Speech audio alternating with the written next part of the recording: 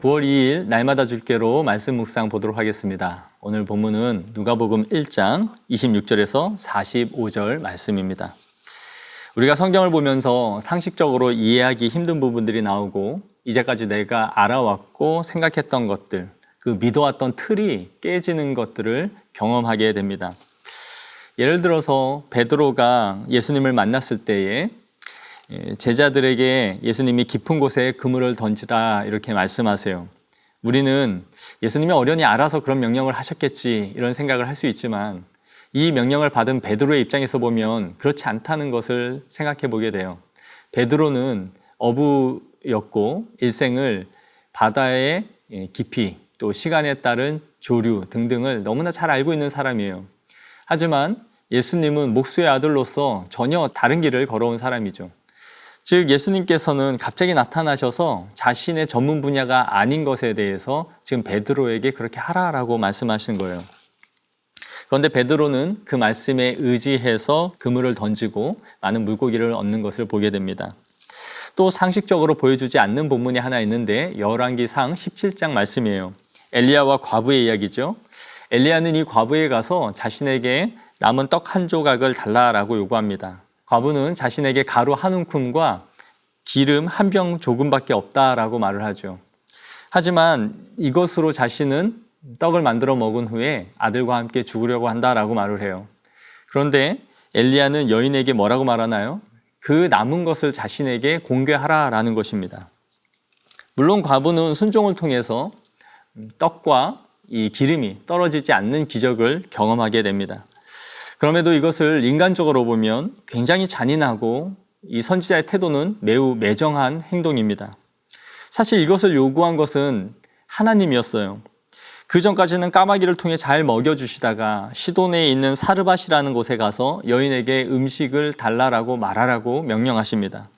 궁핍한 과부에게 찾아가서 마지막 남은 음식을 자신에게 주라라고 요구하는 것은 너무 비인륜적이고 비도덕적이고 비상식적인 행동임이 틀림없어요.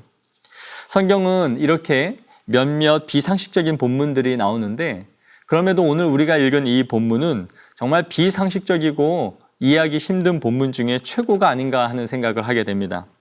날마다 주께로 1번에서 3번 문항을 한번 묶어서 생각해 보면 가브리엘이 전한 인사와 천사의 메시지가 무엇인지 그리고 그에 따른 마리아의 반응이 무엇인지를 묻고 있어요. 천사 가브리엘은 요셉의 약혼녀에게 나타나서 다짜고짜 이렇게 말합니다. 은혜를 받은 자여 평안할지어다. 주께서 너와 함께 하시도다. 마리아는 어안이 벙벙해서 이게 어찌 된 일인지를 물으니까 너가 임신을 했다는 거예요. 그리고 그 아이의 이름은 예수라는 것입니다. 그러면서 이 아이가 얼마나 위대한 아이인지를 설명해요. 지극히 높으시니 아들이라 일컬어질 것이고 다윗의 왕위를 그에게 주었다는 거예요. 그리고 이 아이는 야곱의 집을 다스릴 것이다 라는 말씀을 합니다. 그러나 마리아의 입장에서 보면 이 말은 전혀 반가운 일도 또 감사할 일도 아닙니다. 34절을 보세요. 하나님을 찬양하는 것으로 마리아는 이어지지 않습니다. 내가 남자를 알지 못하는 여자인데 어떻게 이런 일이 일어날 수 있겠느냐라고 물어요. 너무나 당연한 반응이죠. 율법에 의하면 결혼 전에 여자가 임신을 하거나 임신을 하지 않았다 할지라도 처녀가 아니라는 것이 밝혀지면 죽임을 당했습니다. 그것이 율법의 명령이었어요. 오늘날 우리가 살아가는 이 시대는 혼전 임신이 넘쳐날 뿐만 아니라 결혼을 하지 않더라도 성생활을 즐기는 타락한 문화 속에 살아가고 있기 때문에 이 본문이 그렇게 크게 다가오지 않을 수 있어요. 그러나 이 여인에게 가브리엘이 지금 주고 있는 메시지는 축복의 메시지가 아니라 사실은 저주에 가까운 메시지를 할 수 있습니다. 자칫하다가는 자신을 죽음으로 몰아갈 수 있는 위험천만한 소식을 지금 하고 있는 것입니다. 잠자리를 하지 않았는데 아이가 생겼다는 것, 이것을 과연 누가 믿어줄 수 있는 말이었을까요? 그러면서 가브리엘은 너의 친척 엘리사벳도 나이가 들어서 임신할 수 없는 상태였지만 지금 임신하였다라고 전해줍니다. 이미 6개월이 되었으니까 너희가 확인해 보라는 거예요. 저는 이 말씀을 보면서도 참 황당해요. 임신할 수 없는 여인이 임신한 것은 기적이라고 할 수 있죠. 그렇지만 엘리사벳은 결혼도 했고 남편도 있는 상태입니다. 임신할 수 없는 상태에서 나이 많은 여인이 임신한 것은 할 수 없는 어려운 일이지만 기적적으로라도 일어날 수 있는 개연성이 있는 일이죠. 그러나 마리아가 당하고 있는 일은 전혀 그런 일이 아니에요. 당시에 이 마리아의 나이는 불과 12살 정도였을 것으로 추정을 합니다.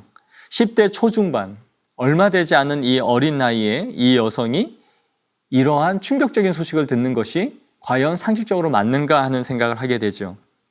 당시 여성들이 빠른 시기에 결혼을 하는 나이였다라고 할지라도 이런 메시지를 받아들이는 것은 결코 쉬운 일이 아니었을 것입니다. 정말 상식을 뛰어넘는 일이죠. 그러나 마리아의 믿음의 절정은 38절에 보여져요. 주의 여종이오니 말씀대로 이루어지리이다. 마리아는 결국 순종을 하게 되고 하나님의 뜻이 자신의 삶 가운데 이루어지길 바란다라고 말합니다. 앞서서 베드로의 경우, 또 사르밧 과부의 경우, 또 오늘 우리가 읽은 이 본문 마리아의 경우 이 모든 것을 종합하면 이성을 뛰어넘는 믿음의 사람들의 순종이 있었다는 것을 보게 됩니다. 우리가 신앙생활을 하면서 이성에 부합하지 않는 일들을 참 많이 경험하게 돼요. 교회 생활하면서도 합리적이지 못하고 좀 부조리하다라는 생각이 드는 경우들도 있습니다. 그렇다고 우리가 착각하지 말아야 되는 것은 비이성적이고 합리적이지 못한 것이 믿음이다라고 생각해서는 안 돼요. 비이성적이고 신비적이고 이해 불가능한 것이 믿음은 아닙니다. 그러나 모든 것이 이성 안에 이해가 가야 하고 납득이 가는 것만 순종하는 것은 또한 믿음에 순종하는 것이 아닙니다. 사실 하나님이 천지를 창조하셨다는 것도 우리의 이성으로는 알 수 없는 것이고 예수님의 수태고지뿐만 아니라 그분의 죽으심과 부활하심 이 모든 것도 믿음이 없이는 이해할 수 없는 것이죠. 또한 우리가 죽어서 성도들이 다시 부활한다는 것도 이성으로는 받아들일 수 없는 영역입니다. 우리는 자신의 경험 또 자신의 인식의 한계 속에서 말씀을 이해하고 분석하려 하지는 않습니까? 항상 이성의 한계 안에서 자신이 이해하고 납득할 수 있는 것만 하나님의 말씀이라고 생각하지는 않습니까?